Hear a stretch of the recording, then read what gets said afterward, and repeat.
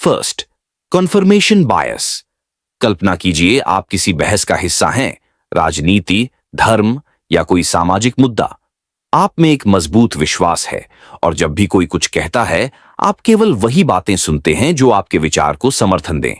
जो विरोध करे वह या तो गलत है या फिर समझदार नहीं।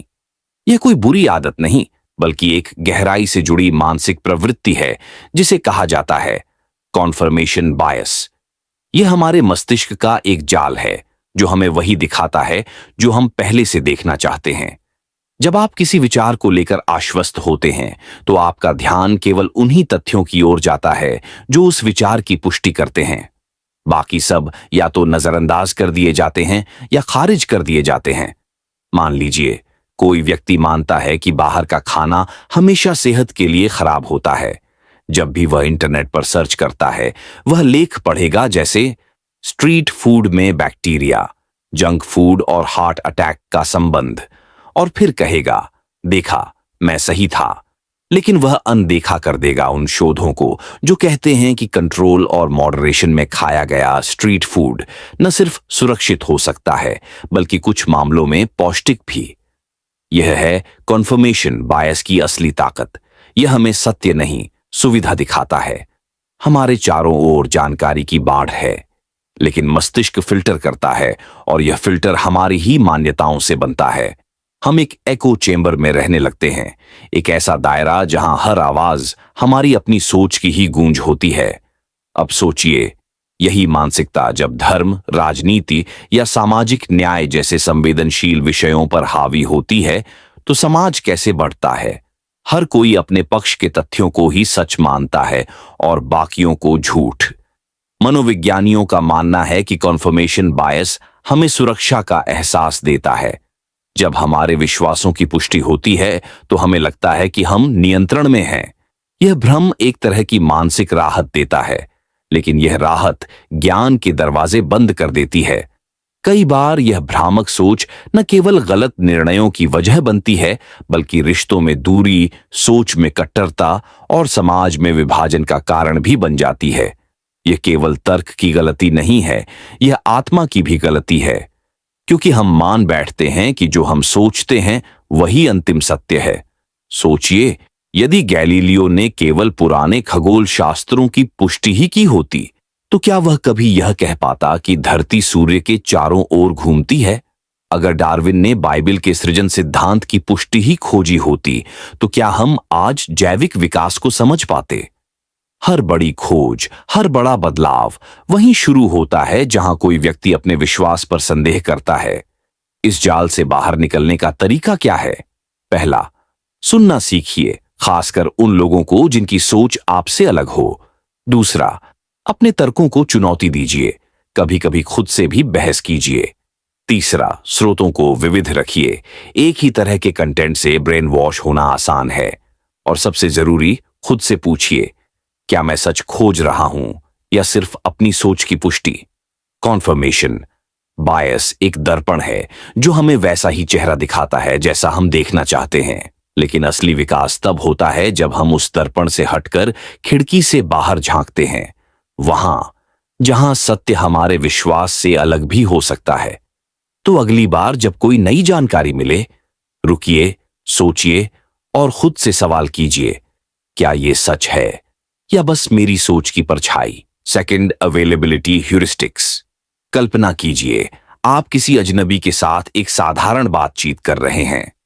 वह व्यक्ति अचानक कहता है, तुम्हें पता है, मैंने पिछले हफ्ते एक कार दुर्घटना देखी थी, एक बहुत ही खतरनाक एक्सीडेंट। अब आपको लगेगा कि सड़क पर कार दुर्घटनाएं बहुत आम हो गई हैं। आप सोच सकते हैं कि सड़क पर अब हर दिन ऐसी घटनाएं हो रही हैं क्योंकि आपको एक उदाहरण याद है, वही दुर्घटना जिसे आपने हाल ही में सुना। यह है अवेलेबिलिटी ह्यूरिस्टिक्स। हम किसी चीज की संभावना का आकलन केवल उस पर आधारित करते हैं जो हमारे दिमाग में आसानी से उपलब्ध है, यानी जो घटनाएं हमारे सामने हाल ही में आईं या जिनका हमने अनुभव किया। यह एक मानसिक शॉर्टकट है जो हमें जल्दी से निर्णय लेने में मदद करता है, लेकिन यह कभी-कभी हमें गलत दिशा में भी ले जा सकता है। इसी कारण लोग सोचते हैं कि हवाई जहाज उड़ने के बजाय ज्यादा खतरनाक होते हैं, जबकि हवाई यात्रा वास्तव में सड़क यात्रा से कहीं ज्यादा सुरक्षित है। लेकिन हम में से अधिकांश लोग कभी हवाई जहाज की दुर्घटना नहीं देखते हैं, लेकिन सड़क पर दुर्घटनाएं अधिक दिखाई देती है। इसलिए हमें लगता है कि कार से यात्रा ज्यादा खतरनाक है। वास्तव में हमारी दिमागी प्रवृत्तियां बहुत प्रभावशाली होती हैं। हम वही चीजें याद रखते हैं जो हमारे अनुभव से जुड़ी होती है, जो हमारी भावनाओं को जागृत करती है या जो हमारे ध्यान को आकर्षित करती हैं। हमारी जिंदगी की घटनाओं का दायरा बहुत सीमित होता है और हम उसी दायरे से निर्णय लेने की कोशिश करते हैं। इसलिए जब हमें किसी चीज के बारे में ताजगी से कुछ सुनने या देखने का अनुभव होता है, तो हम मानने लगते हैं कि यह सामान्य या सामान्य से ज्यादा होता है। उदाहरण के लिए, अगर आपने एक हफ्ते में 2 या 3 बार सुनी हो कि किसी की नौकरी चली गई, तो आप सोच सकते हैं कि आर्थिक संकट गहरा हो गया है या नौकरी खोने की संभावना अब ज्यादा है। लेकिन शायद उस हफ्ते सिर्फ उन व्यक्तियों की कहानियां ही आपको सुनाई दी जो अपने काम से बाहर हो गए। बाकी लोगों की कहानियां, जिन्होंने अपनी नौकरी बनाए रखी, आपने शायद ध्यान से नहीं सुनी। अवेलेबिलिटी ह्यूरिस्टिक्स एक सामान्य मानसिक त्रुटि है जो हमें गुमराह कर सकती है और फैसलों में गलती करने का कारण बन सकती है। हम अक्सर उन घटनाओं या उदाहरणों को अधिक महत्व देते हैं जो हमारे अनुभव के करीब होते हैं, चाहे वे केवल अपवाद हों, न कि सामान्य घटना। यहां तक कि हमारे दिमाग में एक दृश्य या घटना कितनी भी छोटे समय के लिए क्यों ना आई हो, वह हमारी सोच को प्रभावित करती है और हम उससे जो आंकड़े निकालते हैं वह वास्तविकता से बहुत दूर हो सकते हैं। आइए इसे एक उदाहरण से समझते हैं। मान लीजिए आपको कभी भी सांप से डर नहीं लगा क्योंकि आपने उन्हें कभी करीब से नहीं देखा है। लेकिन किसी दिन आप पार्क में चल रहे होते हैं और एक सांप को देखते हैं। वह सांप डरावना दिखता है और आप घबरा जाते हैं। अब आप अपने सभी भविष्य के अनुभवों को इस एक दृश्य के आधार पर देखने लगते हैं। अब जब भी आप किसी पार्क या जंगल में जाएंगे, आप हर घास के ढेर को एक सांप समझ सकते हैं, यहां तक कि बिना किसी वास्तविक खतरे के। अवेलेबिलिटी ह्यूरिस्टिक्स सिर्फ डर या असुरक्षा तक सीमित नहीं है, यह हमारे हर तरह के निर्णयों में असर डालती है। यह हमारी खरीदारी की आदतों से लेकर स्वास्थ्य से संबंधित निर्णयों तक और यहां तक कि हम कैसे दूसरों को आंकते हैं, इन सभी में महत्वपूर्ण भूमिका निभाती है। इस मानसिक शॉर्टकट के कारण हम सामान्य घटनाओं को बड़े रूप में समझने की कोशिश करते हैं, जबकि असल में हम केवल 1 या 2 उदाहरणों पर आधारित होते हैं। ये पूरी प्रक्रिया हमें अधिक आत्मविश्वास और नियंत्रण का एहसास दिलाती है, लेकिन असल में हम अपने फैसलों में भ्रमित हो जाते हैं। तो हम इसे कैसे नियंत्रित कर सकते हैं? सबसे पहले हमें समझना होगा कि हमारे दिमाग में क्या हो रहा है। हमें यह याद रखना चाहिए कि हमारा अनुभव हर चीज का पूरा सच नहीं होता।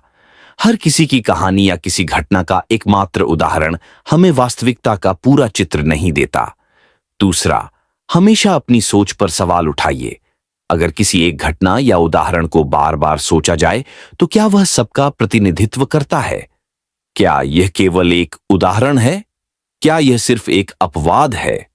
अवेलेबिलिटी ह्यूरिस्टिक्स का सबसे बड़ा नुकसान यह है कि हम बहुत जल्दी निष्कर्ष पर पहुंच जाते हैं और अपनी सोच को बहुत जल्दी संकीर्ण कर लेते हैं। इसीलिए हमें यह सीखने की जरूरत है कि ज्यादा से ज्यादा विचार और अधिक डेटा संगठित रूप से कैसे इकट्ठा किया जाए। तभी हम फैसले लेने में और विचारधारा में व्यापकता ला सकते हैं। 3. एंकरिंग बायस। कल्पना कीजिए आप एक दुकान पर जाते हैं और देखते हैं कि एक जैकेट की कीमत 12,000 रुपये है। आप सोचते हैं यह तो बहुत महंगा है। अब उसी दुकान में दूसरा जैकेट दिखता है जिसकी कीमत 6,000 रुपये है। आप तुरंत सोचते हैं, अरे वाह, ये तो सस्ता है। लेकिन क्या आपने कभी सोचा है कि 6,000 रुपये वाकई सस्ता है, या सिर्फ पहले जैकेट की कीमत ने आपके दिमाग में एक एंकर बिठा दिया है? यही है एंकरिंग बायस, जब हमारा निर्णय या मूल्यांकन एक शुरुआती जानकारी या संख्या पर लंगर डाल देता है और हम बाद की चीजों को उसी आधार पर परखने लगते हैं। इसका प्रयोग मार्केटिंग में हर जगह होता है। जब ऑनलाइन साइट्स पर कोई प्रोडक्ट पहले 4,999 का दिखता है और फिर उस पर 2,999 लिखा होता है तो हमें लगता है कि हमने बड़ी डील मार ली। लेकिन असल में 2,999 ही उस प्रोडक्ट की वास्तविक कीमत थी। वो 4,999 केवल आपके दिमाग में एक एंकर था, एक संदर्भ बिंदु, जिससे बाकी चीजें तुलनात्मक रूप से बेहतर लगें। इसका प्रभाव केवल खरीदारी तक सीमित नहीं है। हमारे रोजमर्रा के जीवन में जजमेंट, राय, बातचीत और फैसलों में ये हमें प्रभावित करता है।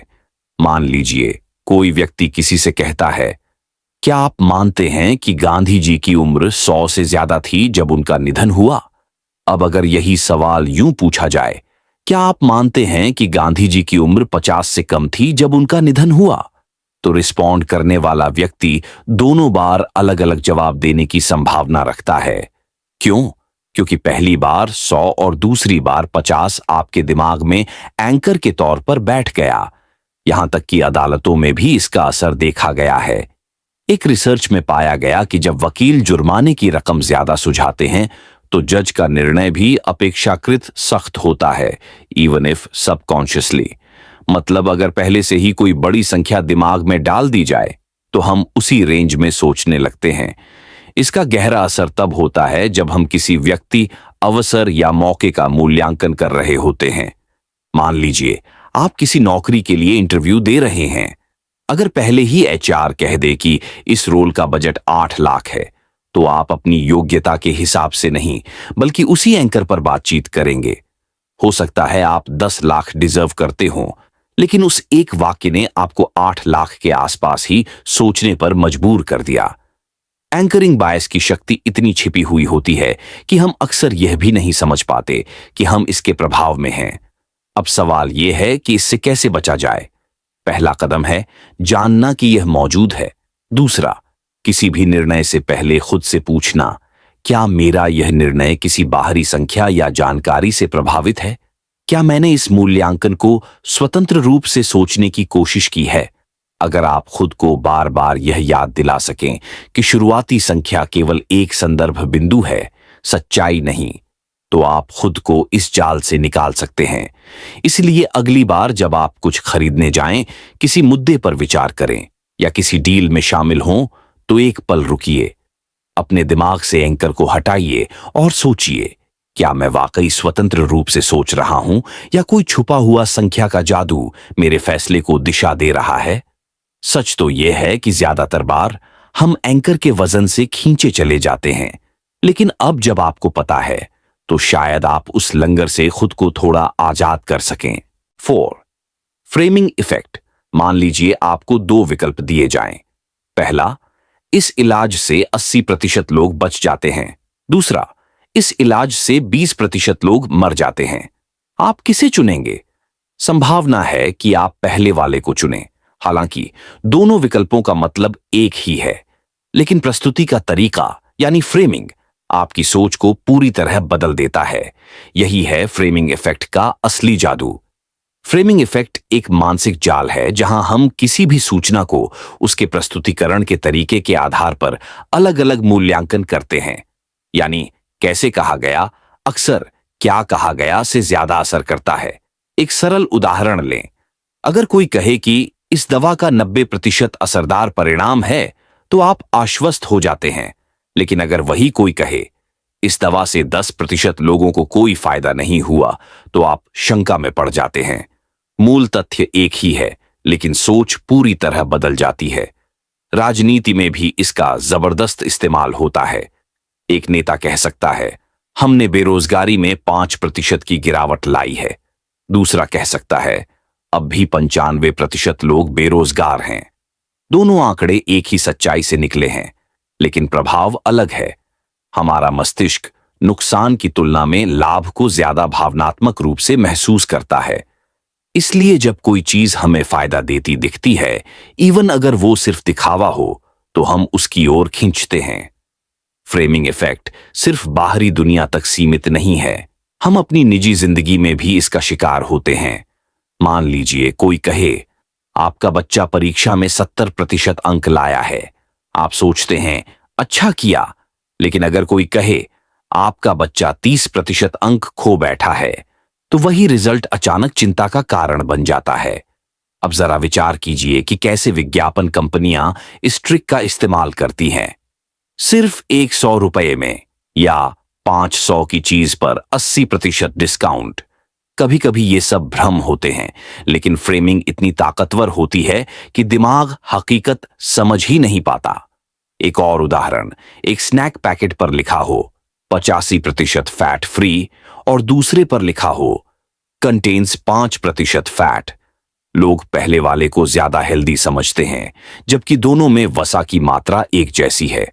इसका इस्तेमाल न्याय व्यवस्था में भी देखा गया है। एक वकील यदि कहे मेरा मुवक्किल निर्दोष पाया गया और दूसरा कहे प्रमाण की कमी की वजह से उसे सजा नहीं हुई, तो दो अलग भावनाएं उभरती हैं, इवन इफ रिजल्ट सेम हो। फ्रेमिंग इफेक्ट हमें यह सिखाता है कि इंसान तर्कशील से ज्यादा भावनात्मक प्राणी है। हम तथ्यों से ज्यादा उस तरीके से प्रभावित होते हैं जिससे वे पेश किए जाते हैं। तो इससे बचा कैसे जाए? पहला कदम है हर सूचना को दो अलग फ्रेम में देखने की आदत डालें। अगर कोई संख्या दिखे तो सोचिए इसका उल्टा पक्ष क्या कहेगा।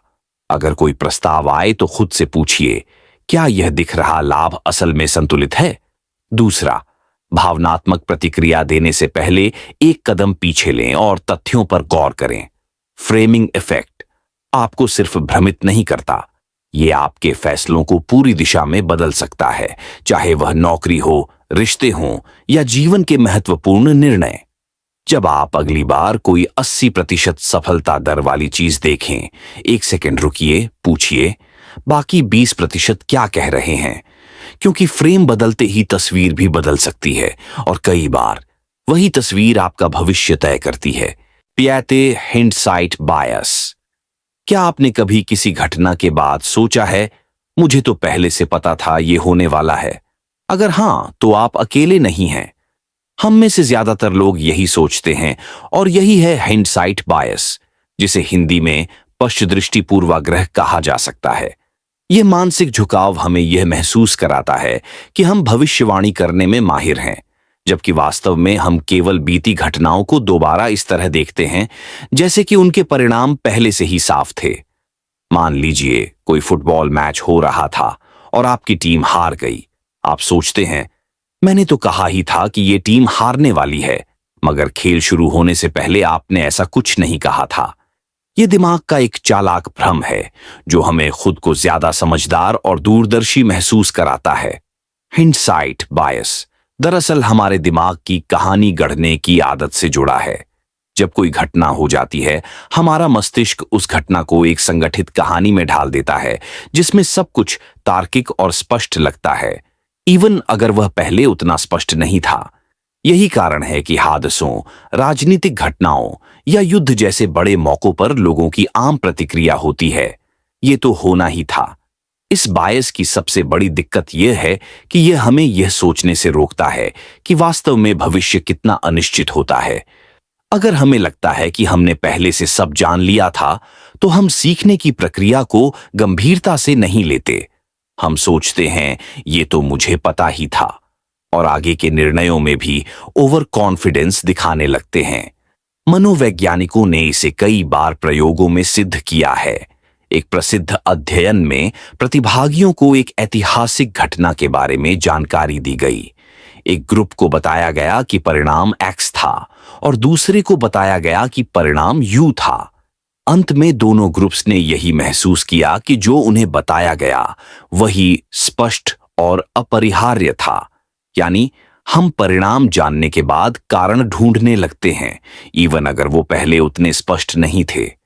ये बायस हमें यह भी महसूस कराता है कि हम ज्यादा सटीक हैं, जिससे हमारा आत्मविश्वास तो बढ़ता है, बट सोचने की क्षमता घटती है। हाइंडसाइट बायस का असर कोर्ट केसों में भी दिखता है। जज और ज्यूरी अगर परिणाम जान चुके हों, तो उन्हें यह मानने में कठिनाई होती है कि आरोपी को यह परिणाम पहले से ज्ञात नहीं था।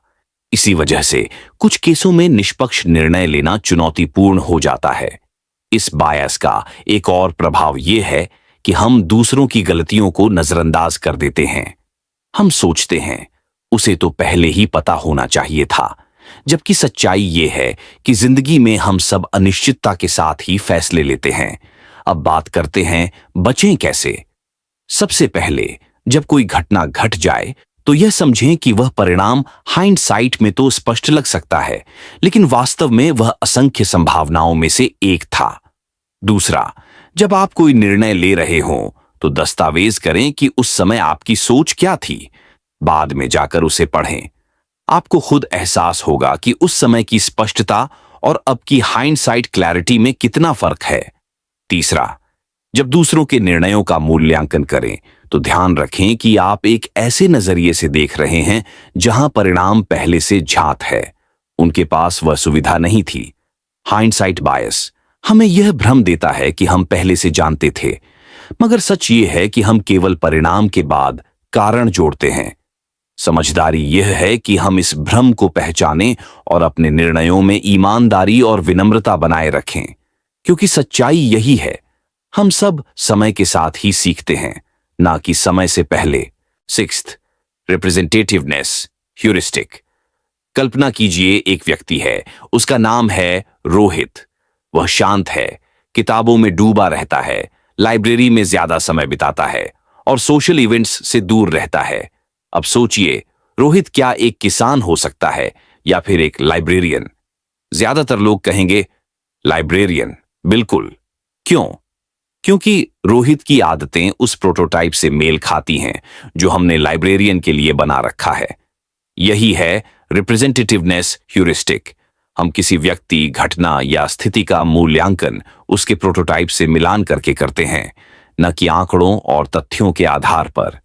इस मानसिक शॉर्टकट का इस्तेमाल हम हर रोज करते हैं। हम सोचते हैं यह आदमी बहुत स्मार्ट लगता है, जरूर इंजीनियर होगा, या ये महिला बहुत स्टाइलिश है, जरूर मॉडल होगी।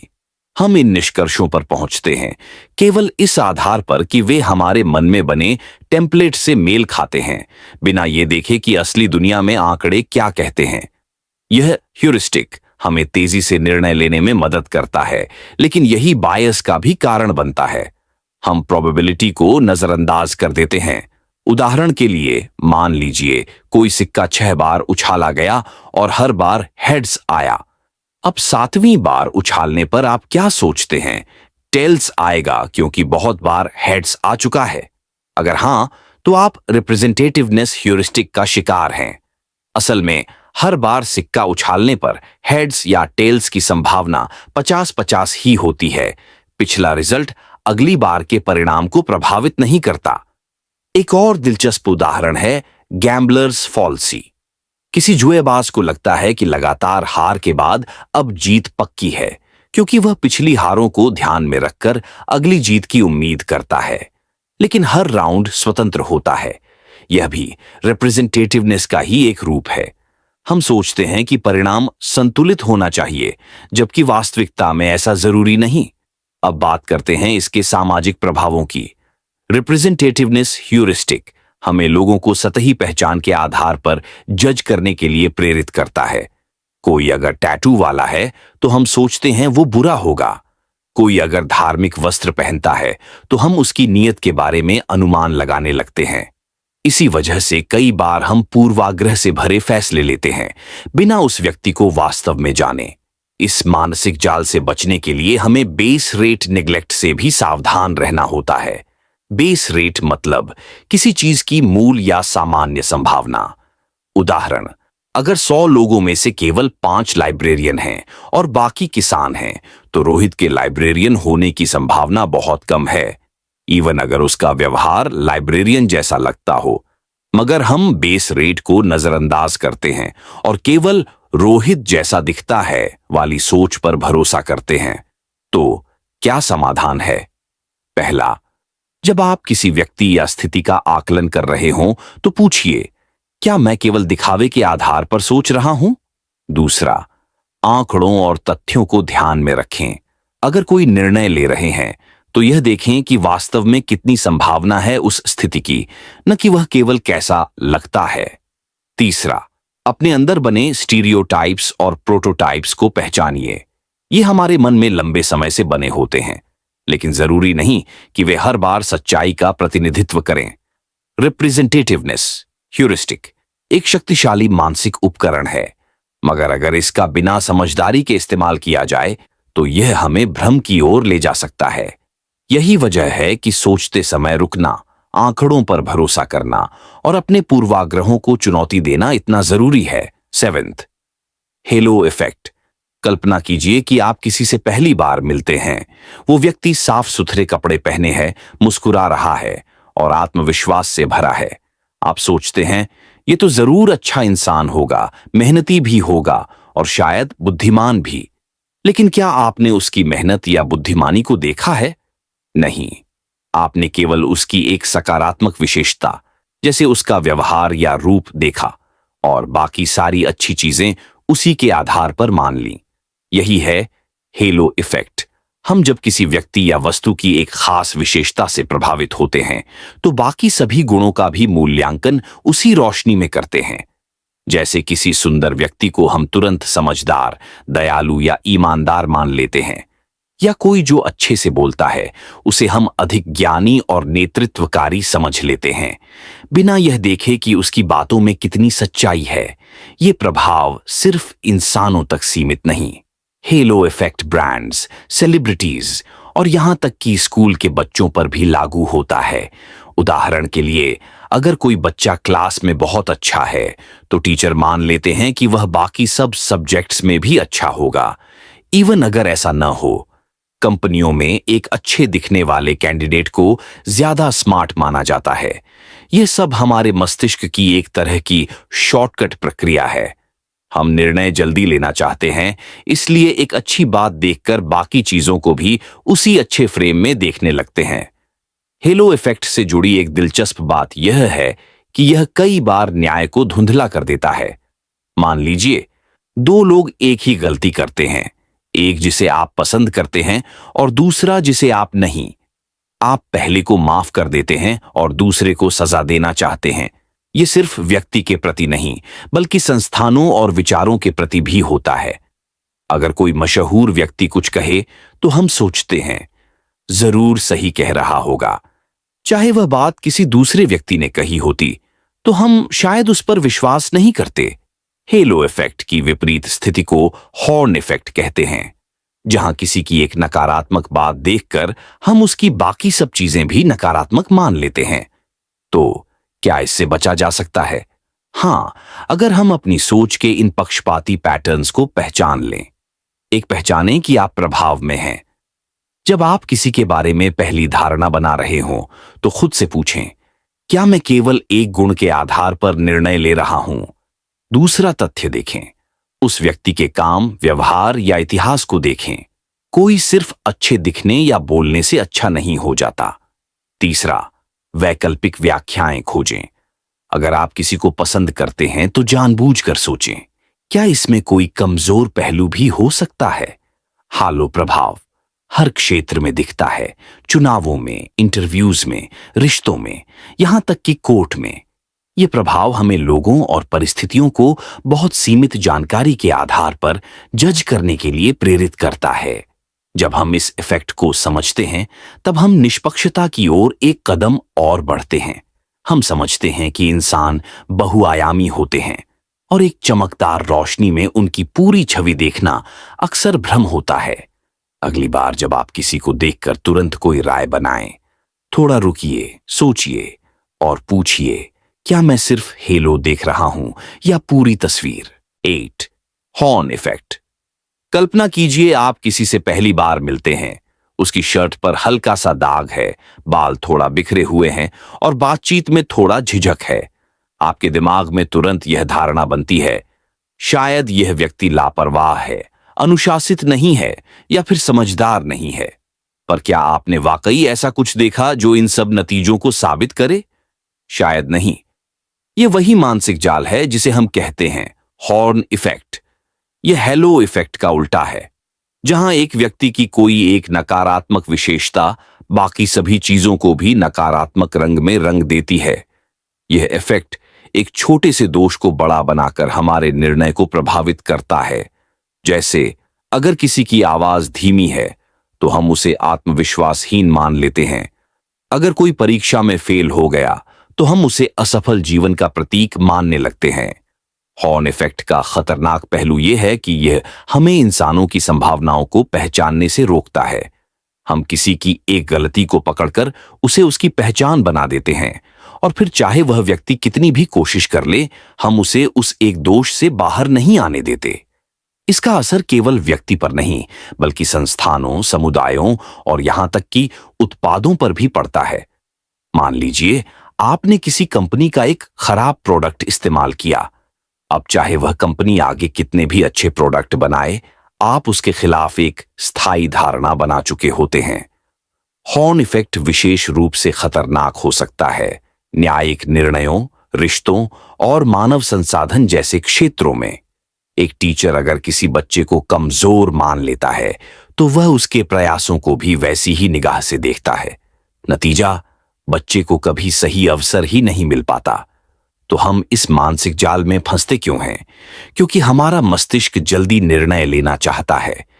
कम जानकारी में भी यह निष्कर्ष पर पहुंचने की कोशिश करता है। एक नकारात्मक संकेत मिलते ही वह बाकी सभी पहलुओं को भी उसी रूप में देखने लगता है। हॉर्न इफेक्ट हमें बताता है कि हम कितने पूर्वाग्रही हो सकते हैं। हमारे निर्णय अक्सर तथ्यों पर नहीं, धारणाओं पर आधारित होते हैं। इसे समझना और इससे बाहर निकलना आसान नहीं, लेकिन मुमकिन है। एक, सचेत रहना जरूरी है। जब भी आप किसी को जज करें, खुद से पूछें, क्या मैं एक दोष के आधार पर पूरा निष्कर्ष निकाल रहा हूं? 2, समय दें। हर व्यक्ति को पहचानने के लिए एक अवसर दें। किसी की एक गलती को उसकी पूरी पहचान न माने। 3, समय दें। आपने जो देखा या सुना, क्या वह किसी ठोस प्रमाण पर आधारित है या सिर्फ पहली छाप? 4, प्रतिबिंबित करें। क्या कोई व्यक्ति आपके बारे में भी कभी ऐसी ही एक तरफा राय बना सकता है? हॉर्न इफेक्ट केवल दूसरों को लेकर नहीं होता, यह हमें खुद के बारे में भी गलत सोचने पर मजबूर कर सकता है। अगर हम खुद की एक कमी को बढ़ा चढ़ा कर देखने लगें, तो हम अपने आत्मसम्मान और विकास को रोक सकते हैं। याद रखें, कोई व्यक्ति केवल अपनी सबसे कमजोर विशेषता नहीं होता। हर इंसान में अच्छाई और कमजोरी दोनों होती हैं। अगर हम केवल बुराई देखें, तो अच्छाई को जानने का अवसर ही खो देते हैं।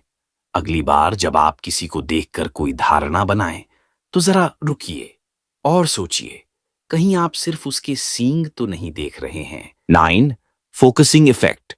मान लीजिए कोई आपसे पूछे, क्या आप एक खुशहाल जीवन जी रहे हैं? आपका दिमाग तेजी से किसी एक चीज पर टिक जाता है।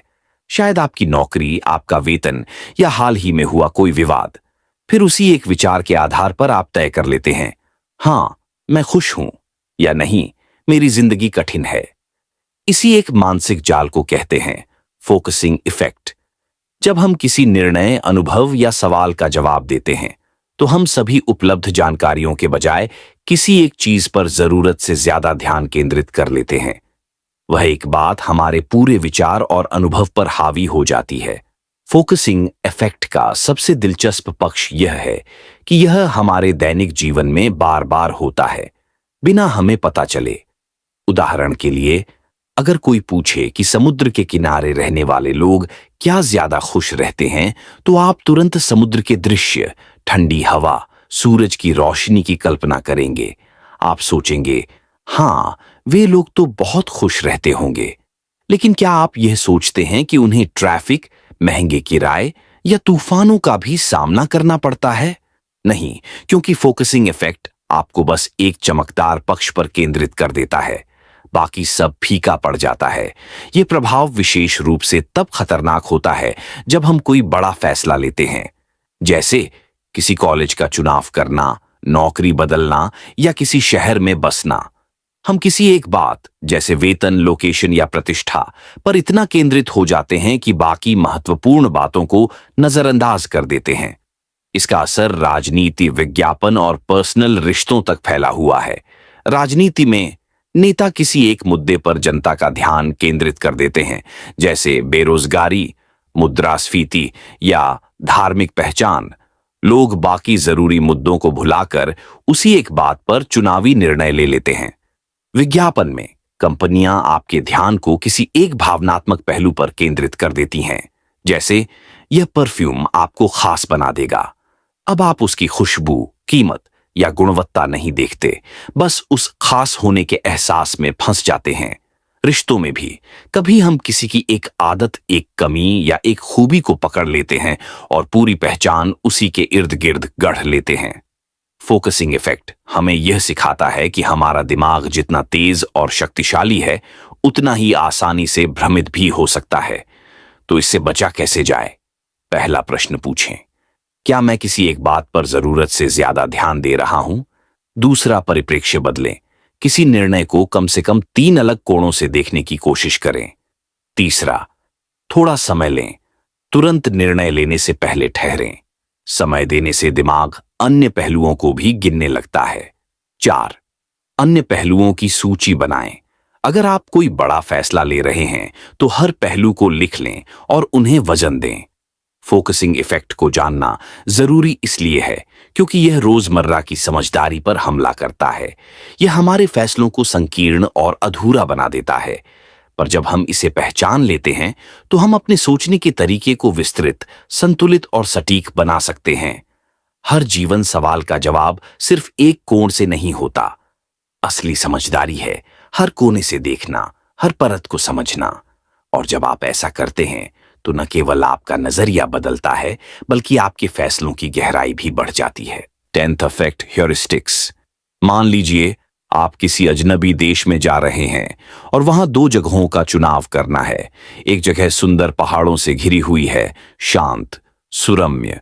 दूसरी जगह थोड़ी भीड़ भाड़ वाली है, लेकिन आधुनिक सुविधाओं से भरपूर। आप बिना ज्यादा सोचे पहली जगह चुन लेते हैं। क्यों? क्योंकि आपकी भावनाएं पहले विकल्प से जुड़ गईं। आपने सोचा नहीं, महसूस किया।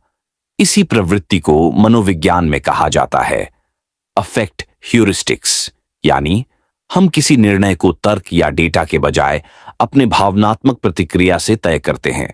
यह निर्णय प्रक्रिया त्वरित, सहज और आसान होती है, पर अक्सर अधूरी और भ्रामक भी। कल्पना कीजिए कोई कहे परमाणु ऊर्जा खतरनाक है। आप तुरंत डर का अनुभव करते हैं। चेरनोबिल, विस्फोट, रेडिएशन। आपने उस पर गौर नहीं किया कि परमाणु ऊर्जा कितनी सुरक्षित और स्वच्छ हो सकती है, क्योंकि अफेक्ट ह्यूरिस्टिक ने डर को तरक्की पर हावी कर दिया। इसी तरह जब कोई कहे ऑर्गेनिक खाना बेहतर है, आप तुरंत सोचते हैं स्वस्थ, प्राकृतिक, फायदे वाला। भले ही वैज्ञानिक आंकड़े बताएं कि कुछ ऑर्गेनिक प्रोडक्ट्स में बहुत फर्क नहीं होता, आपकी भावनाएं आपको पहले ही निर्णय की ओर ले जा चुकी होती हैं। अफेक्ट ह्यूरिस्टिक्स का यह असर विज्ञापन, राजनीति, स्वास्थ्य और यहां तक कि रिश्तों में भी देखा जा सकता है। विज्ञापन में कंपनियां आपको आंकड़े नहीं दिखाती, वे आपको भावनाएं दिखाती हैं। एक बच्चा हंसता है, एक परिवार साथ खाना खा रहा होता है, एक महिला किसी साबुन से खुद को खास महसूस कर रही होती है। इनसे आपका दिल जुड़ता है और आप खरीदारी का निर्णय ले लेते हैं, भले ही दिमाग कुछ और कहे। राजनीति में भी नेता केवल नीतियां नहीं बेचते, भावनाएं बेचते हैं। गौरव, भय, गुस्सा, उम्मीद, ये अफेक्ट ह्यूरिस्टिक्स के सबसे बड़े हथियार हैं। अगर कोई नेता एक देशभक्ति गाना चला दे या विरोधी के बारे में डरावनी छवि बना दे, तो लोग तर्क से नहीं, भावनाओं से वोट देने लगते हैं। रिश्तों में अफेक्ट ह्यूरिस्टिक्स और भी गहरा असर करता है। कभी हम किसी इंसान से जुड़ जाते हैं सिर्फ इसीलिए कि पहली मुलाकात में हमें अच्छा महसूस हुआ। हम उसके व्यवहार या आदतों पर ध्यान नहीं देते, बल्कि उस फीलिंग के आधार पर सब तय कर लेते हैं। ये सारी स्थितियां बताती हैं कि अफेक्ट ह्यूरिस्टिक्स हर जगह है जहां इंसान निर्णय लेता है। पर क्या यह गलत है? जरूरी नहीं। कभी कभी हमारी भावनाएं हमें तेज, इंसानी और सहज निर्णय लेने में मदद करती हैं, जब वक्त कम हो, जानकारी अधूरी हो या जब फैसला तात्कालिक हो। लेकिन समस्या तब आती है जब हम भावनाओं को तथ्य मान लेते हैं। तो इससे निपटने के उपाय क्या हैं? पहली भावना को पहचानिए। क्या मैं डर, उम्मीद, गुस्से या प्यार से निर्णय ले रहा हूं? दूसरे तथ्य की तलाश कीजिए। भावनात्मक प्रतिक्रिया के बाद खुद से पूछें, इसके पीछे की असली जानकारी क्या है? तीसरे, दूसरे का नजरिया अपनाइए। खुद को किसी और की जगह रखें और सोचें, क्या वह भी यही निर्णय लेता? चौथा, समय दीजिए। भावनाएं तीव्र होती हैं, लेकिन स्थायी नहीं। थोड़ा समय देने पर वे अक्सर स्थिर हो जाती हैं और आपको सोचने का मौका देती हैं। अफेक्ट ह्यूरिस्टिक्स हमारे अनुभव को मानवीय बनाते हैं, पर अगर आप एक बेहतर निर्णयकर्ता बनना चाहते हैं तो आपको यह समझना होगा कि आपकी भावनाएं गाइड हैं, गॉड नहीं। और जब आप महसूस करने और सोचने के बीच संतुलन बना लेते हैं, तभी आप सच में खुद के फैसलों के मालिक बनते हैं। 11th, familiarity heuristics. मान लीजिए आप किसी नए शहर में हैं। सामने दो रेस्तरां हैं, एक जिसका नाम आपने पहले कई बार सुना है और एक जो बिल्कुल अनजान है।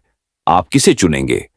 अधिकतर लोग उसी रेस्तरां को चुनते हैं जो जाना पहचाना लगे, भले ही उसके बारे में कोई गारंटी न हो कि खाना बेहतर होगा। यही है फैमिलियरिटी ह्यूरिस्टिक्स, जहां हम किसी विकल्प को सिर्फ इसलिए बेहतर मानते हैं क्योंकि वह जाना पहचाना लगता है। हमारा मस्तिष्क सुरक्षा और स्थायित्व खोजता है, और उसे जो चीज जानी पहचानी लगती है वह ज्यादा विश्वसनीय लगती है, इवन इफ इरैशनली। यह प्रवृत्ति आदिम समय से हमारे भीतर है। जब जीवन जंगलों और खतरों से भरा था, हर नई चीज खतरे का संकेत हो सकती थी, पर जो चीज पहले देखी, महसूस की या उपयोग की गई हो, वह सुरक्षित मानी जाती थी। आधुनिक जीवन में यह अब भी वैसा ही है। उदाहरण के लिए ब्रांड। आप एक नया फोन खरीदना चाहते हैं। एक अनसुना ब्रांड सस्ते में वही फीचर्स दे रहा है। दूसरा, एक मशहूर ब्रांड, थोड़ा महंगा मगर नाम जाना पहचाना। आप दिमाग से विश्लेषण कर सकते हैं, लेकिन दिल अक्सर उसी की तरफ झुक जाता है जिसका नाम आपने कई बार सुना है। राजनीति में भी यह होता है। एक चेहरा जो वर्षों से टीवी पर देखा गया हो, भले ही उसका काम अच्छा न रहा हो, लोग उसे फिर भी वोट दे सकते हैं क्योंकि वह परिचित है। अपरिचित नाम डराते हैं, परिचित नाम आश्वासन देते हैं। मीडिया और विज्ञापन फैमिलियरिटी ह्यूरिस्टिक्स का पूरा फायदा उठाते हैं। जब कोई गाना बार बार रेडियो पर चलता है, पहले आपको वह सामान्य लगता है, फिर थोड़ा पसंद आने लगता है और एक दिन आप खुद गुनगुनाने लगते हैं। ऐसा क्यों होता है? मेरी एक्सपोजर इफेक्ट नाम का सिद्धांत बताता है कि हम जिन चीजों को बार बार देखते हैं, उनसे जुड़ाव महसूस करने लगते हैं, भले ही उनमें कोई गुणात्मक वृद्धि न हो। यह केवल चीजों तक सीमित नहीं, यह लोगों, विचारों और यहां तक कि विश्वासों पर भी लागू होता है।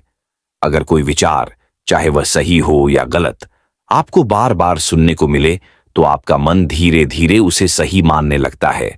इसीलिए प्रचार और मीडिया इतनी ताकत रखते हैं। विचार को बार बार दोहराइए और वह लोगों को सच लगने लगता है। अब इसका प्रभाव जीवन के छोटे निर्णयों में भी दिखता है। आप नेटफ्लिक्स पर स्क्रॉल कर रहे हैं और वही फिल्म प्ले कर देते हैं जिसका ट्रेलर आपने 2 बार देखा था। नया देखने का मन तो होता है, पर परिचित चीज का सहारा ज्यादा सुकून देता है, लेकिन इसमें खतरा भी है। फैमिलियरिटी ह्यूरिस्टिक्स हमें उन विकल्पों से दूर रख सकती है जो असल में बेहतर हों, सिर्फ इसीलिए कि वे नई हैं। नया शहर, डर लगता है। नई नौकरी, रिस्क लगता है। नई दोस्ती, संदेह लगता है। हम बदलाव से नहीं, अनजाने से डरते हैं, और यही आदत हमें कई बार विकास से रोकती है। तो इससे निपटना कैसे? पहली जागरूकता, खुद से पूछिए, क्या मैं वाकई इस विकल्प को इसलिए पसंद कर रहा हूं कि यह बेहतर है, या सिर्फ इसलिए कि यह परिचित है? दूसरा, तथ्य जुटाइए। पुराने के साथ तुलना कीजिए। नए विकल्प को भी वही मापदंड दीजिए। तीसरा, असुविधा को अपनाइए। बदलाव असहज होता है, लेकिन बिना असुविधा के कोई ग्रोथ नहीं होती। चौथा, नई चीजों को मौका दीजिए। हर परिचित चीज कभी नई थी, उसी तरह हर आज का अजनबी कल का अपना हो सकता है।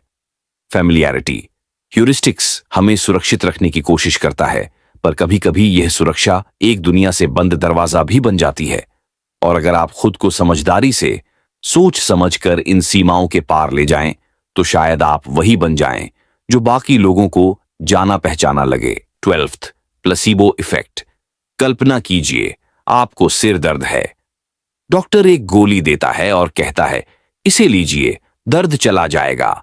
आप गोली लेते हैं और कुछ देर बाद वाकई दर्द कम हो जाता है, लेकिन बाद में आपको बताया जाता है कि वह गोली सिर्फ शक्कर की थी, कोई असली दवा नहीं।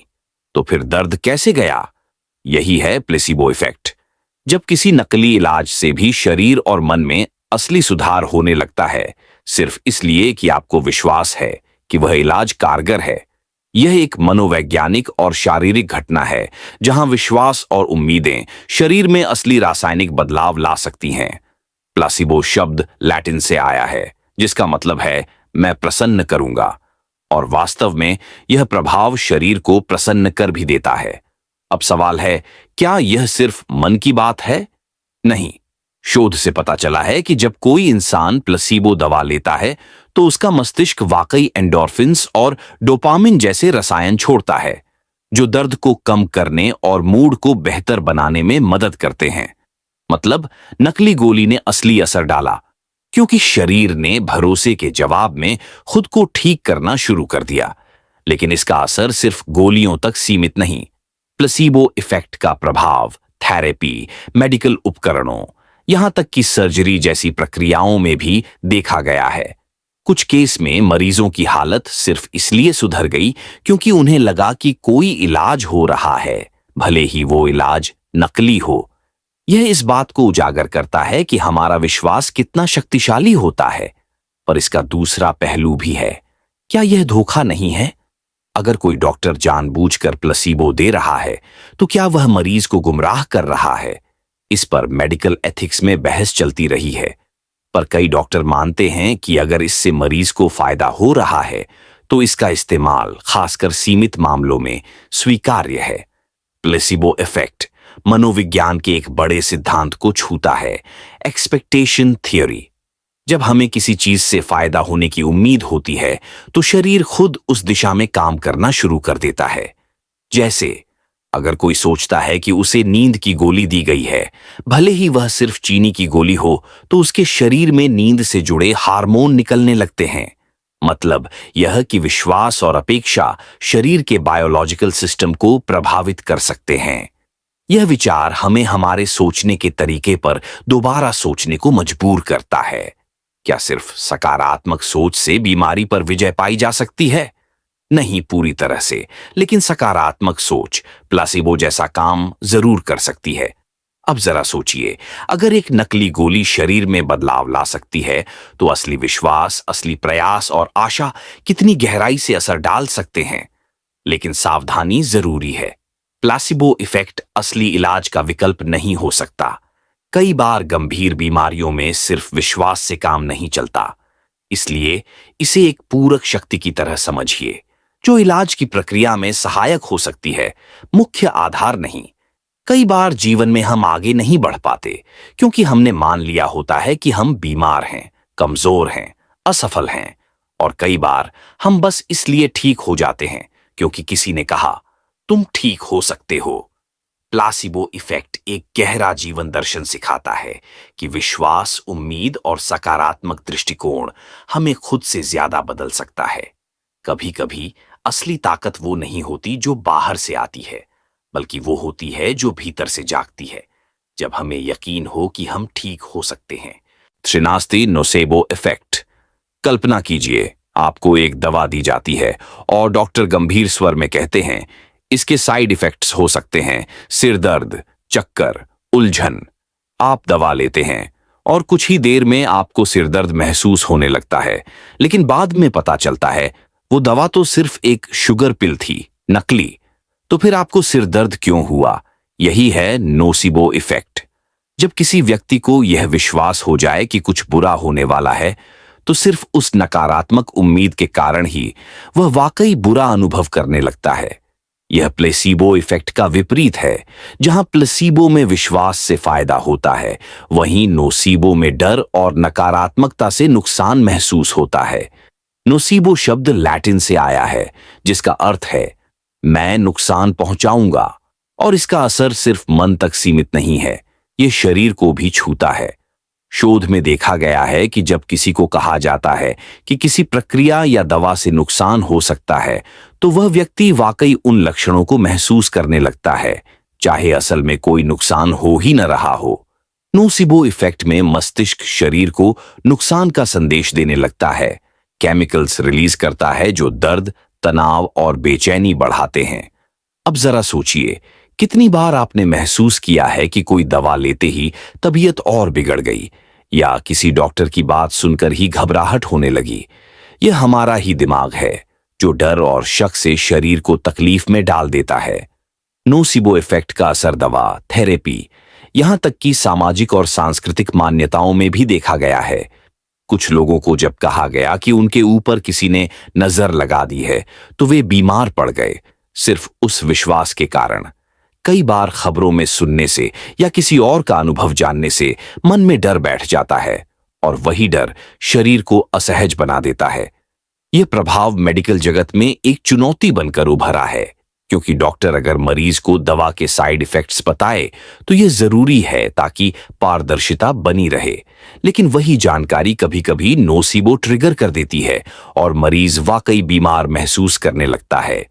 इसीलिए डॉक्टरों को अब यह सिखाया जाता है कि वो संवेदनशील और संतुलित भाषा का इस्तेमाल करें, ताकि सच्चाई भी बताई जाए और डर भी न फैलाया जाए।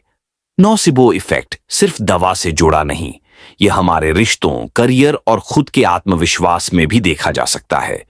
अगर किसी को बार बार कहा जाए कि तू ये नहीं कर पाएगा, तू कमजोर है, तो धीरे धीरे व्यक्ति वही महसूस करने लगता है।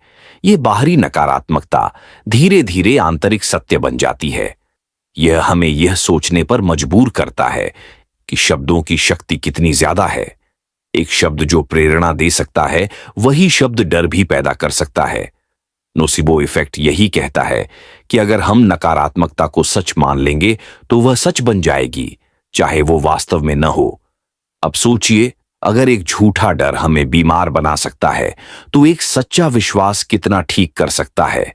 इसका मतलब यह नहीं कि खतरे को नजरअंदाज किया जाए, बल्कि यह कि डर को नियंत्रण में रखा जाए और विश्वास को प्राथमिकता दी जाए।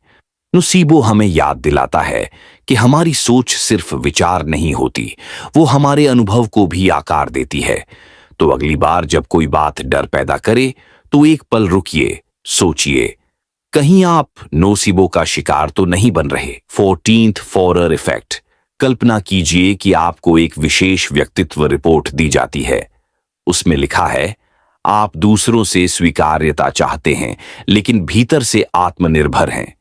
कभी कभी आप अपने निर्णयों पर संदेह करते हैं। आप में बहुत संभावनाएं हैं जो अब तक पूरी तरह प्रकट नहीं हुई। आप मुस्कुराते हैं क्योंकि ये पंक्तियां बिल्कुल आप जैसी लगती हैं। आप सोचते हैं, वाह, इस रिपोर्ट ने मुझे अंदर तक पढ़ लिया। लेकिन अब कल्पना कीजिए कि यही रिपोर्ट 100 और लोगों को दी गई, और उनमें से लगभग हर किसी ने यही कहा, यह मेरे बारे में बिल्कुल सही है। अब सवाल उठता है, क्या वाकई यह रिपोर्ट खास थी, या हम ही इसे खास मान बैठे? यहीं आता है फोरर इफेक्ट, जिसे बार्नम इफेक्ट भी कहा जाता है। इस मनोवैज्ञानिक ट्रैप का नाम लिया गया है बर्ट्रम फोरेर नामक एक मनोवैज्ञानिक के नाम पर, जिन्होंने 1948 में एक मशहूर प्रयोग किया। फोरेर ने अपने छात्रों को व्यक्तित्व परीक्षण दिया और फिर सभी को एक जैसी रिपोर्ट लौटाई। हालांकि छात्रों को बताया गया था कि यह रिपोर्ट उनके जवाबों पर आधारित है। रिपोर्ट में ऐसी पंक्तियां थीं जो बेहद सामान्य थीं, जैसे कि आपको दूसरों की स्वीकृति पसंद है, आप में कुछ कमजोरियां हैं लेकिन आप उन्हें छुपाते हैं, आपका व्यवहार कभी कभी बहुत ही अस्थिर हो सकता है। छात्रों से कहा गया कि वे रिपोर्ट को 0 से 5 के बीच रेट करें, जहां 5 मतलब बिल्कुल सही। औसत स्कोर आया 4.26, यानी छात्रों को लगा कि रिपोर्ट लगभग बिल्कुल सही है, जबकि सबको एक ही रिपोर्ट मिली थी। यही है फोरर इफेक्ट। जब हम किसी कथन को अपनी तरह महसूस करते हैं, तो हम यह भूल जाते हैं कि वह कथन सभी पर एक जैसा लागू हो सकता है। यह प्रभाव मुख्य रूप से वेग और जनरलाइज्ड स्टेटमेंट्स पर काम करता है, जिनमें थोड़ा सबका छिपा होता है। इसीलिए राशिफल, टैरो कार्ड, हस्तरेखा या आपका नाम आपकी किस्मत बताएगा जैसे दावे लोगों को इतने सटीक लगते हैं, क्योंकि उनमें जो बातें होती हैं वे लगभग हर व्यक्ति पर लागू हो सकती हैं। उदाहरण के तौर पर, आपका जीवन संघर्षों से भरा रहा है, लेकिन आपने उन्हें मजबूती से झेला है। अब यह किस पर लागू नहीं होता? हर किसी ने कभी न कभी संघर्ष किया है, हर किसी ने कुछ झेला है। लेकिन जब हम इस तरह का कथन पढ़ते हैं तो हमारा मस्तिष्क सोचता है, अरे ये तो मेरी कहानी है। फोरर इफेक्ट एक प्रकार की कॉन्फर्मेशन बायस को ट्रिगर करता है। हम उन चीजों को पकड़ लेते हैं जो सही लगती हैं और जो मेल नहीं खाती उन्हें नजरअंदाज कर देते हैं। ये प्रभाव केवल मनोरंजन में नहीं बल्कि मानसिक स्वास्थ्य, करियर काउंसलिंग और विज्ञापन की दुनिया में भी प्रयोग होता है। कोई काउंसलर अगर बिना गहराई से समझे सिर्फ जनरलाइज्ड बात करे तो क्लाइंट को लग सकता है कि ये मुझे अच्छे से समझते हैं, क्योंकि इंसान स्वभाव से ही स्वीकृति और समझ की तलाश में रहता है। फोरर इफेक्ट हमें इस भ्रम में डाल सकता है कि सामने वाला हमें गहराई से जानता है, जबकि वो सिर्फ आम बातें दोहरा रहा होता है। अब सवाल है, क्या इससे नुकसान होता है? हाँ, अगर हम आंख मूंद कर इन बयानों पर यकीन करने लगें, क्योंकि इससे झूठे आत्मविश्वास या गलत दिशा में फैसले हो सकते हैं। पर अगर हम सतर्क रहें और जानें कि कैसे वेग स्टेटमेंट्स काम करते हैं, तो हम इस ट्रैप से खुद को बचा सकते हैं। फोरर इफेक्ट एक रिमाइंडर है कि हर वो बात जो सटीक लगे वो जरूरी नहीं आपके लिए ही हो। शायद अगली बार जब आप किसी जादुई भविष्यवाणी को पढ़ें या कोई आपको आपका सच बताए, तो एक पल रुकें, सोचें, क्या ये सच में आपके लिए था या सबके लिए था। 15th Barnum effect. कल्पना कीजिए कि आप एक मेले में जाते हैं। वहां एक व्यक्ति है जो दावा करता है कि वह केवल आपकी जन्म तिथि या हस्तरेखा देखकर आपके बारे में सब कुछ बता सकता है। वो आपकी आंखों में देखता है और बोलता है, आप बहुत खास हैं। आपका जीवन एक संघर्ष रहा है, लेकिन आपने कभी हार नहीं मानी। आपके भीतर एक ऐसा पहलू है जिसे बहुत कम लोग समझ पाते हैं। आप चौंक जाते हैं, अरे ये तो मैं ही हूं। पर क्या वह सचमुच आपको जानता है या बस कुछ ऐसे शब्द कह रहा है जो हर किसी को सही लग सकते हैं? यही है बार्नम इफेक्ट का जादू, एक मनोवैज्ञानिक ट्रैप जो हमारी सोच को धोखा देता है। इस प्रभाव का नाम पीटी बर्नम के नाम पर रखा गया, जो 19वीं सदी के प्रसिद्ध शोमैन थे। उन्होंने कहा था, There's a sucker born every minute। Her minute एक नया गुमराह होने वाला जन्म लेता है। बार्नम ने अपने शो में लोगों को यही दिखाया कि कैसे साधारण बातों को जादुई बनाकर पेश किया जा सकता है। बार्नम इफेक्ट को कभी-कभी फोरर इफेक्ट का दूसरा नाम भी माना जाता है, लेकिन इनमें हल्का फर्क है। फोरर इफेक्ट विशेष रूप से उस प्रयोग से जुड़ा था जहां लोगों को एक जैसी रिपोर्ट दी गई और सबने उसे व्यक्तिगत समझा, जबकि बार्नम इफेक्ट एक व्यापक सिद्धांत है जहां कोई भी वेग जनरलाइज्ड बयान हमें व्यक्तिगत और सटीक लगता है। इसे आप हर दिन की जिंदगी में देख सकते हैं। राशिफल पढ़ते समय, आज आपका दिन चुनौतीपूर्ण होगा लेकिन शाम तक राहत मिलेगी। या कोई टेस्ट जो कहे, आप रचनात्मक हैं लेकिन कभी कभी आप आत्मसंदेह से जूझते हैं। या कोई इंस्टाग्राम रील जिसमें एक व्यक्ति कैमरे की ओर देखकर कहता है, ये मैसेज केवल तुम्हारे लिए है, तुम कुछ खो चुके हो लेकिन अब समय है खुद को दोबारा खोजने का। ये सब बातें इतनी सामान्य और लचीली होती हैं कि हर कोई उन्हें अपने अनुभव से जोड़ सकता है। इस प्रभाव के पीछे काम करता है हमारा ईगो और कॉन्फर्मेशन बायस। हम चाहते हैं कि कोई हमें समझे, हम चाहते हैं कि कोई हमारी जटिलता को पहचान सके, और जब कोई कुछ कहता है जो थोड़ा भी मेल खाता है, हम उसे सबूत मान लेते हैं कि हाँ, यही तो मैं हूं। बार्नम इफेक्ट का इस्तेमाल केवल ज्योतिष या मनोरंजन में नहीं होता, बल्कि ये मार्केटिंग, राजनीति और सेल्स में भी खूब होता है। सोचिए, जब कोई विज्ञापन कहता है, आप ऐसा फोन डिजर्व करते हैं जो आपकी पर्सनैलिटी के साथ मेल खाए, या ये कार आपके आत्मविश्वास को दर्शाती है, क्या वाकई फोन या कार आपकी पर्सनैलिटी का प्रतिबिंब है या बस एक चालाक शब्दों की बाजी? बार्नम प्रभाव हमें ये सोचने पर मजबूर करता है कि किसी ने हमारे लिए कोई खास बात कही है, जबकि वह बात हर किसी के लिए कही गई होती है। पर इस प्रभाव को जानना ही इसका सबसे अच्छा तोड़ है। जब भी कोई बहुत सटीक बात कहे, एक कदम पीछे हटें।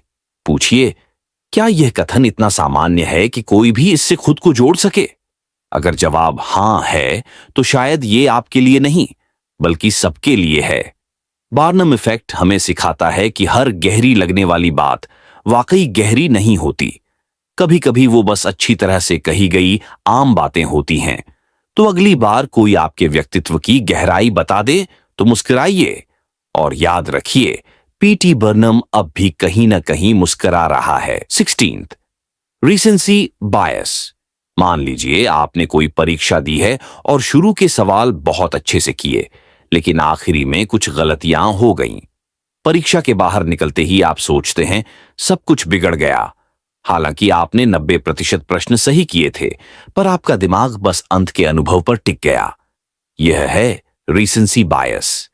रीसेंसी बायस एक मनोवैज्ञानिक चाल है जिसमें इंसान हाल ही में घटी घटनाओं को ज्यादा महत्वपूर्ण, प्रभावशाली और सटीक मानता है, चाहे उसके पहले के अनुभव कुछ भी क्यों न रहे हों। इस प्रभाव का असर इतना गहरा होता है कि यह हमारी याददाश्त, निर्णय और भविष्य के प्रति दृष्टिकोण सब पर असर डालता है। सोचिए, आपने दो लोगों से बात की। पहले ने दिन की शुरुआत में आपकी बहुत मदद की, दूसरे ने दिन के अंत में आपको नाराज कर दिया। अब जब दिन खत्म होता है, आपका मन कहता है ये इंसान हमेशा ऐसा करता है। हालांकि वो एक घटना थी, लेकिन सबसे हाल की थी। रीसेंसी बायस हमें हाल की घटनाओं की तुलना में पुराने अनुभवों को या तो भूलने पर मजबूर करता है या कम महत्व देता है। आपने टीवी पर कोई डिबेट देखी जिसमें वक्ताओं ने घंटे भर बातें की, पर आपको सबसे अंत में कहे गए शब्द ही ज्यादा याद रहते हैं। या आपने कोई फिल्म देखी, पहली आधी बहुत शानदार थी, लेकिन अंत निराशाजनक। अब आप कहते हैं फिल्म बेकार थी। क्यों? क्योंकि अंत आपके दिमाग पर छाप छोड़ गया। रिसेंसी बायस की जड़ें हमारे दिमाग की कार्यप्रणाली में हैं। हमारी याददाश्त, विशेष रूप से शॉर्ट टर्म मेमोरी, हाल की चीजों को बेहतर तरीके से प्रोसेस करती है। हमारा मस्तिष्क नए अनुभवों को ज्यादा तवज्जो देता है क्योंकि वे हमारे वर्तमान निर्णयों के लिए ताजा और उपयोगी लगते हैं। पर इसका एक नुकसान यह है कि हम कभी-कभी पूरे अनुभव का मूल्यांकन करने में चूक जाते हैं। मान लीजिए किसी ने आपको हफ्ते भर में 4 बार मदद की और एक बार गलती कर दी। रिसेंसी बायस कहता है यही गलती असली चेहरा है। इसीलिए रिश्तों में, दोस्ती में या नौकरी में भी हम हाल की घटनाओं पर रिएक्ट कर बड़े निर्णय ले बैठते हैं। इसका असर सिर्फ व्यक्तिगत स्तर पर नहीं बल्कि सामाजिक और राजनीतिक फैसलों में भी दिखता है। कोई राजनीतिक नेता अगर हाल में कुछ अच्छा कर दे तो जनता उसकी पिछली गलतियां भूल जाती है। या किसी खिलाड़ी ने कई मैच अच्छे खेले लेकिन आखिरी में फ्लॉप हो गया तो उसकी आलोचना तुरंत शुरू हो जाती है। रिसेंसी बायस बाजार और मार्केटिंग में भी कई बार इस्तेमाल होता है। कोई कंपनी आपको आखिरी मिनट पर एक डिस्काउंट ऑफर भेजती है और आप उसे तुरंत ज्यादा आकर्षक मान लेते हैं, भले ही पहले के ऑफर्स कहीं बेहतर रहे हों। तो इस ट्रैप से बचा कैसे जाए? सबसे पहले, हर निर्णय के समय खुद से पूछिए, क्या मैं पूरे अनुभव को देख रहा हूं या केवल आखिरी हिस्से को? दूसरा, कभी भी केवल हाल की भावनाओं के आधार पर बड़ा निर्णय लेने से बचें। तीसरा, अगर कोई अनुभव बुरा रहा हो तो 1-2 दिन का समय लें और फिर दोबारा सोचें, क्या वाकई सब कुछ खराब था या मैं अभी ताजा प्रभाव में हूं?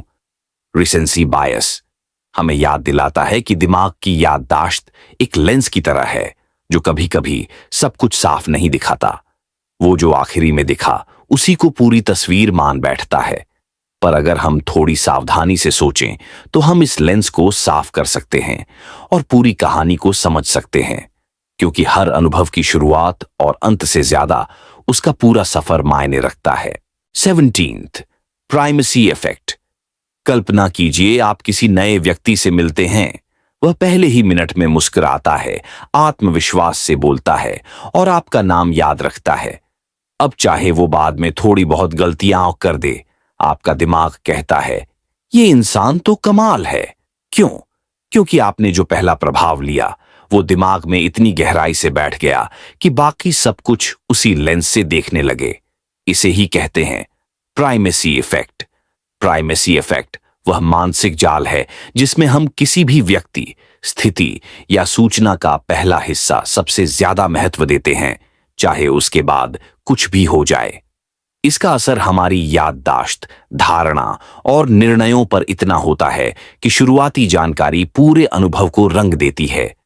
इस बात को मनोवैज्ञानिकों ने कई प्रयोगों में सिद्ध किया है। एक प्रसिद्ध अध्ययन में प्रतिभागियों को 2 सूचियां दी गईं। एक में सकारात्मक शब्द पहले थे और नकारात्मक शब्द बाद में, दूसरी में उल्टा। परिणाम ये रहा कि पहली सूची को लोग ज्यादा सकारात्मक मान बैठे, सिर्फ इसलिए कि शुरुआत अच्छी थी। सोचिए, जब आप कोई स्पीच सुनते हैं या कोई किताब पढ़ते हैं, तो जो बातें शुरू में आती हैं वे ही सबसे ज्यादा याद रह जाती हैं। यही प्राइमेसी इफेक्ट का कमाल है। ये सिर्फ याददाश्त की बात नहीं, बल्कि यह हमारे व्यवहार को भी गहराई से प्रभावित करता है। इंटरव्यू में पहला 5 मिनट अक्सर निर्णायक होता है। अगर उम्मीदवार शुरू में अच्छा बोल गया, तो इंटरव्यूअर बाद की कमजोरियों को नजरअंदाज कर सकता है। या स्कूल के पहले दिन अगर टीचर सख्ती दिखाए, तो छात्रों का पूरा साल उस सख्ती की छाया में गुजर सकता है। प्राइमेसी इफेक्ट हमें यह भी बताता है कि पहली छवि सिर्फ धारणा नहीं बनाती, बल्कि वह धारणा एक फिल्टर बन जाती है जिससे हम आने वाली हर जानकारी को परखते हैं। कभी आपने किसी को यह कहते सुना है, पहली मुलाकात में ही समझ आ गया था। ये वही प्रभाव है जो पहले कुछ सेकंड्स में दिमाग पर ऐसा असर डालता है कि हम बाद की चीजों को उसी के आधार पर तोलते हैं। ये सिर्फ सामाजिक संबंधों तक सीमित नहीं है। शिक्षा, मार्केटिंग और मीडिया में भी इस प्रभाव का खुलकर उपयोग किया जाता है। एक विज्ञापन अगर पहले ही कुछ सेकंड में आपकी भावनाओं को छू ले, तो आपका मन बाद की कमजोर बातों को भी नजरअंदाज कर देता है। या किसी किताब के पहले अध्याय में अगर लेखक ने दिल जीत लिया, तो आप पूरी किताब पढ़ डालते हैं, भले ही बीच में कहानी धीमी क्यों न हो जाए। अब सवाल है, क्या प्राइमेसी इफेक्ट हमें धोखा देता है या यह सिर्फ एक मनोवैज्ञानिक आदत है? असल में ये दोनों बातों का मिश्रण है। यह आदत हमारे दिमाग की एक क्षमता है जो भारी मात्रा में जानकारी के बीच प्राथमिकता तय करने में मदद करती है। पर जब यह आदत अनजाने में हमें पूर्वग्रहित बना दे, तब यह एक जाल बन जाती है। इससे बचने के लिए हमें चाहिए कि हम किसी भी अनुभव को सिर्फ उसकी शुरुआत के आधार पर न आंकें। अगर कोई व्यक्ति पहली बार में बहुत अच्छा या बुरा लगे, तो थोड़ा रुक कर सोचें, क्या मैं पूरी तस्वीर देख रहा हूं या बस पहला हिस्सा पकड़ रहा हूं? दूसरा, जब हम खुद को किसी नए समूह में पेश करें, तो यह समझें कि पहला प्रभाव शक्तिशाली होता है। इसीलिए संवाद की शुरुआत में ईमानदारी, सादगी और गरिमा रखें, क्योंकि वही आपका आधार बनेगा। प्राइमेसी इफेक्ट हमें सिखाता है कि इंसान का दिमाग समय के साथ घटती जानकारी को कम जरूरी मानता है, पर शुरुआत को हमेशा याद रखता है। तो अगली बार जब आप किसी को जानें, किसी किताब को पढ़ें या किसी मौके पर अपनी पहचान बनाएं, तो यह याद रखें कि पहला प्रभाव ही आपका सबसे बड़ा प्रभाव बन सकता है। पर साथ ही दूसरों को भी यह मौका दें कि वे पहले से आगे भी कुछ हो सकते हैं।